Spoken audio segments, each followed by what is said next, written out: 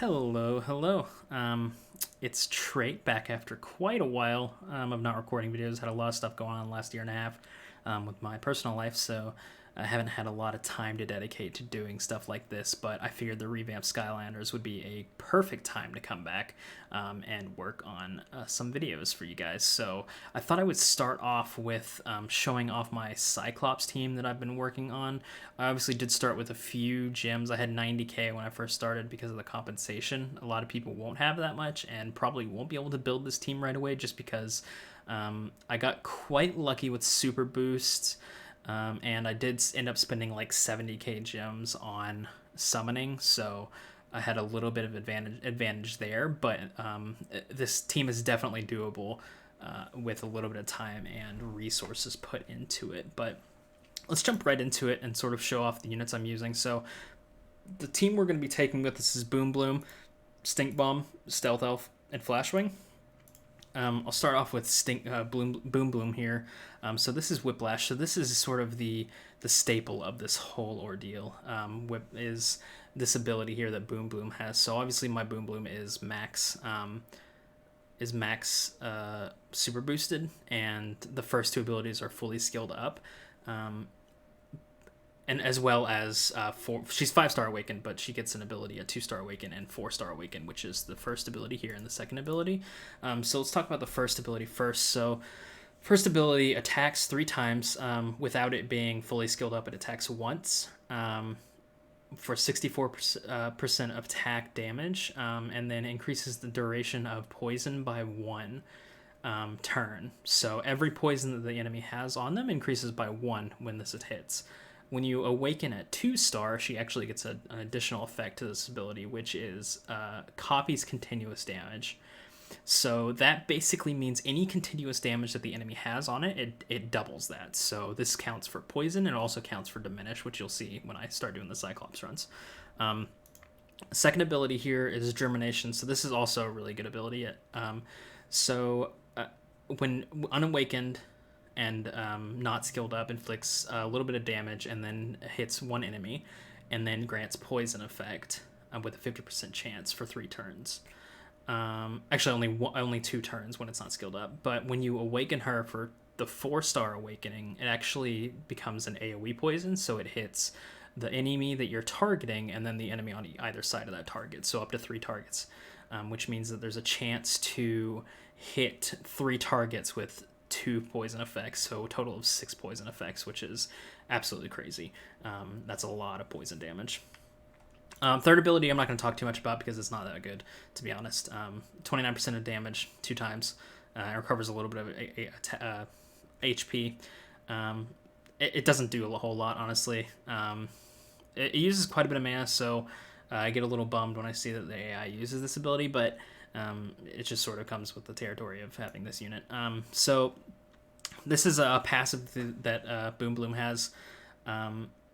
So basically what happens is if you end the turn with 4 mana, it activates all the poison effects on the enemy, which can be huge damage. As you can see, if you skill it up, it actually becomes 2 mana, which might be worth doing.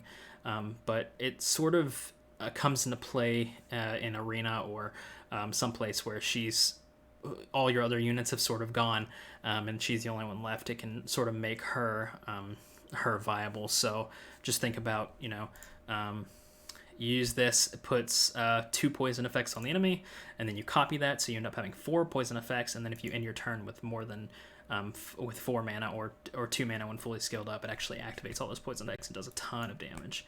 Leader skill. This is actually the leader skill I've been using. The other units of my team don't actually have very good leader skills. So this is the one I sort of chose just to have a leader skill. So when you get hit with a crit, you get deflect 10% damage for 2 turns. So this counts for everybody, which can be sort of useful when you get to the Cyclops boss, since he crits so often and does so much AoE. It can sort of help counter effect the healing that he does from his abilities. I got a little confused because it doesn't have the full description of the ability here. when you're leveling it up. So I was like, oh, effect duration turn poison. So I was like, oh, that must mean that it when you power it up once, it adds poison to the reflect, which would be absolutely nuts for this unit. But it doesn't. It actually has another ability that you don't see, which is the grants poison for 2 turns on an enemy that inflicted damage that caused you to be defeated. So I'm not sure why the full description isn't actually on the skill up here. It's a little annoying, but there you go. So I did end up wasting a couple of skill ups on that ability. So the second unit here is Stink Bomb. Stink Bomb is another really, really good unit. Puts a ton of continuous damage on targets, mainly the Fatal Poison Dart. So as you can see, I have it fully skilled up, and I also have him 3-star Awakened, which has Awakened this ability. So it inflicts 65% attack damage to one enemy 2 times, and grants Poison and Diminish for 3 turns with a 75% chance whenever you attack accurately. So there's a chance, there's an opportunity to have 2 poison effects and 2 diminishes with a single attack. Which is so much damage. When you don't have it awakened, when he's unawakened, it doesn't do the diminish effect, so the poison effect is the only one there, but the poison effect alone is still really good. The diminish just adds a little bit of extra damage. This is another ability. I'm not going to go over this one too much either, so just a 85% attack adds accuracy down 50% chance. If an enemy evades your attack, grants poison and grants stealth, which is awesome. So if the enemy obviously avoids your attack here, it has a chance to add more poison. So more poison is always good with this team. And then here's another. He is the other person with the passive in my team, but I didn't find it as useful as the other one. Grants Hill Down 10%. For 1 turn, 80% chance whenever you attack an enemy with poison effect. This might be good if you're having some issues with the boss healing. He does, one other person on my team does have a heal down. Actually, it might be him that has the heal down with this passive, so I find that it doesn't help that much. So I go with the Boom Bloom passive instead. Stealth Elf is my 3rd unit. I'm not too fond of Stealth Elf, to be honest. Actually, 6-star Awakened 6-star to try and see if it would make more of a difference with clearing waves, but I'm just not happy with how she's sort of how she's working out for this team. So she has a 50% chance on a successful attack to apply a poison, which obviously is what we're looking for in units on a poison team. And she also does evasion down with a 10% evasion down with a fixed chance on skill 1. This actually also does quite a bit of endurance down, which is good. My team does not have a heavy focus on endurance down, but it's nice. It's always nice to have a knockdown boss so that you don't take any damage for that. This is the second ability. I wanted to 6-star Awaken her because I thought this would help clear waves a little quicker, and it does, but I don't think it was worth the resources I put into it. So inflicts 81% of damage 2 times, and then 43% additional damage if you crit either time, which hits all the enemies, and that does a little bit of damage to the waves. But this team is not very heavy AoE, so clearing waves can sometimes be slow if the AI derps a little bit. And then of course her stealth passive, so if she targets a break or knockdown, she gains status. She gains stealth and crit rate up. I haven't put any skill ups into this, but I have skilled up both these max. Our 4th and final unit is the support Flashwing. This is a staple in a lot of teams. Flashwing is a very, very good unit, especially since she's super easy to skill up, super easy to super boost, just a great starting support unit. So the first one, when you awaken her the first time, she actually gets defense down on her first ability, which is super helpful for clearing things quicker. It's only 10%, but it's still worth doing for sure since it doesn't take very many resources. So as you can see, I fully skilled up this because I wanted to get the mana consumption down. Mana consumption is a huge thing when it comes to this game. Obviously, the less mana you use, the more abilities you can use. So that's what I wanted with this ability. And like I said, you get so many skill up stones in the very beginning, especially the first Mirage Tower clear, that you sort of have a little bit of room to play with a lot of units here. And then her second ability is a heal. Again, a big thing here was getting the mana consumption down. As you can see, at level 3 and level 5, she gets 2 mana less. So this is originally 4 mana, but now it's 2. And also the cooldown time goes down 2. So it's a 25% max HP on every unit every 2 turns for 2 mana, which is just, at this point, with how easy she is to build, unbeatable. And then her passive HP is 30% or below. In turn-ins, you gain strength. I didn't put anything to this because I just didn't think it was really necessary. So now that you've seen the units, I'll just give you a quick sort of a look at the gear. You do not need this much gear going to C5. I've been farming C5 for about a week now, maybe a little less. So this is just stuff that I've accumulated and started leveling up. I think I cleared C5 for the first time at 3-star with all 4-star gear plus like 6. Maybe the weapon was plus 9, so it really doesn't take that much. This has just been sort of me gearing up to do C6, which I did actually successfully clear today on full auto. It's just not reliable and it's very slow. It took like 32 turns, so I'm not quite ready for that. But I'll just keep going through these. So as you can see, I have plus 15 all the weapons of my attackers. Oopsies. Ah, crap. There we go. I have plus 15 all the attackers' weapons, just for that extra damage. Obviously, poison. The way poison works, if you don't know, is that it does 10% of the max HP of whatever has the poison effect, or 50% of your attack, whichever is less. So the more attack I have, the more opportunity there is for more damage. And I haven't done the math to see if I get the most out of that 10% HP for this boss. I'd imagine it's pretty close since my attack units have quite a high attack because of their gear. But attack is like one of the main stats you want to be going for a poison team. Same with diminish. Diminish is 30% of attack, which currently the only diminish I have on the team is stink bomb. But hoping to change that in the future by replacing stealth health with another unit. And then my Flashwing is actually a little neglected. I've been working on gearing up some and getting some of these leveled, but I still have a little bit of ways to go. Gold is just such a huge issue right now, as a lot of people know. So hoping that changes soon, but we will see. All right, so let's go ahead and dive into that is the wrong one, into the Cyclops. So as you can see, I have 2-starred this. I have 3-starred it. What? I don't know when I 3-starred it. Okay, anyways. So we're going to go into this. I'm just going to do an auto battle, do a couple runs so you can see they're not very slow. They do about 14 turns is typically what it takes, starting off with that third ability from... I'll manual it when we get to the boss so I can sort of show you some of the highlights of the abilities of these units. But for now, you just kind of watch as they clear. When you're first starting out doing C5, it's generally a good idea to target the towers first.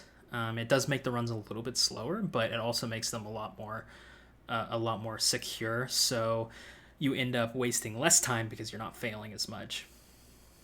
But it doesn't take much to get into C5.